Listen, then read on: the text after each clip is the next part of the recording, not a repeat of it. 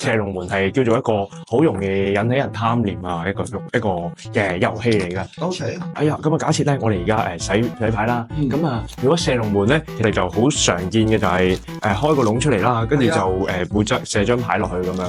即係射龍門嘅意思就係有兩個窿啦。係啊。只要我隻牌喺隻窿嘅中間，咁我就叫贏㗎啦嘛。係啊。係咪？咁但係撞窿係咩意思？就係撞咗個龍門啊。係。